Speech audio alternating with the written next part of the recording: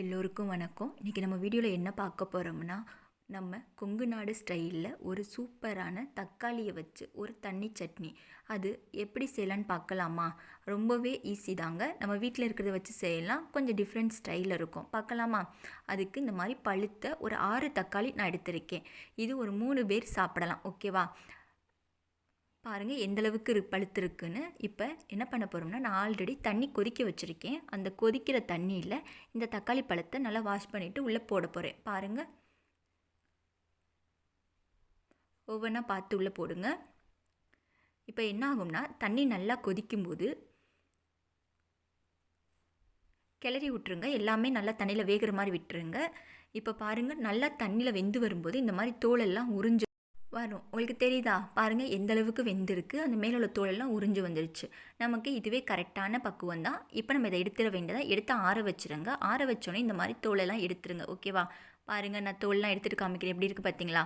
இதை ஒரு மிக்சி ஜாரில் போட்டு நம்ம அப்படியே மை போல் அரைக்க வேண்டியதாங்க.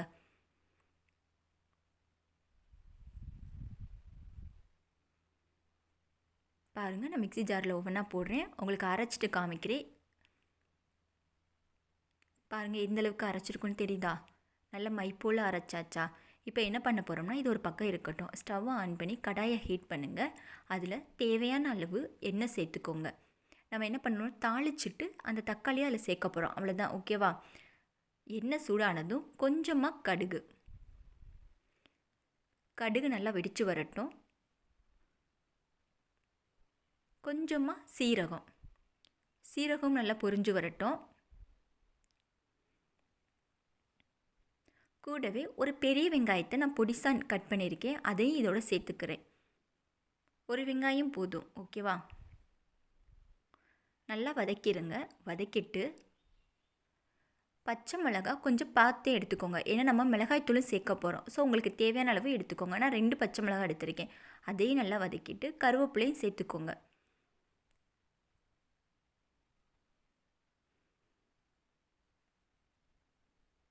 பாருங்கள், வெங்காயம் நல்லா கண்ணாடி பக்குவத்துக்கு நல்லா வதக்கிடுங்க. அப்போ தான் நல்லாயிருக்கும். இந்த ஸ்டேஜில் கொஞ்சமாக மஞ்சள் தூள்,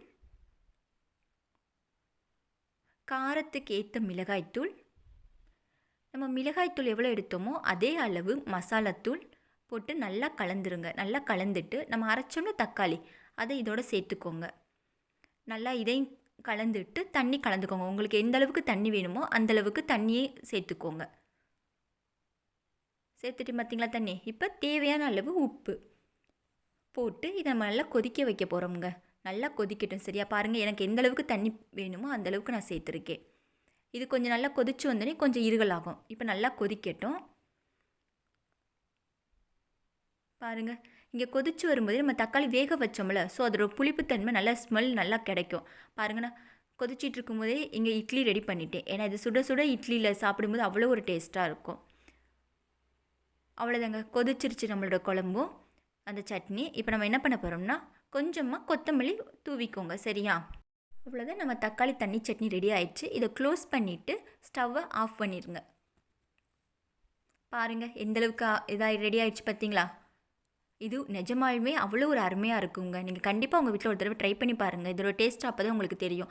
வீடியோவில் பார்க்கும்போது உங்களுக்கு எப்படி தோணுதுன்னு தெரில, ஆனால் கண்டிப்பாக நீங்கள் செஞ்சு பாருங்கள். இந்த மாதிரி சுட சுட இட்லியில் அந்த குழம்பு சேர்த்து சாப்பிடும்போது நிஜமாக 2 இட்லி இல்லைங்க, 10 இட்லி கூட நமக்கு பத்தாதுங்க. ஒரு தடவையாவது இதை ட்ரை பண்ணி பாருங்கள். அப்புறம் நீங்கள் விடவே மாட்டீங்கங்க. எப்போ இட்லி ரெடி பண்ணாலும் இந்த தண்ணி சட்னி ரெடி பண்ணிடுவீங்க. ஓகேவா? ஓகே நண்பர்களே, நம்மளுடைய வீடியோ உங்களுக்கு பிடிச்சிருந்துச்சுன்னா லைக் பண்ணுங்கள், கமெண்ட் பண்ணுங்கள், ஷேர் பண்ணுங்கள். மறக்காமல் நம்ம ட்ரெடிஷ்னல் விலாக்கு சப்ஸ்கிரைப் பண்ணிடுங்க நண்பர்களே. தேங்க்யூ.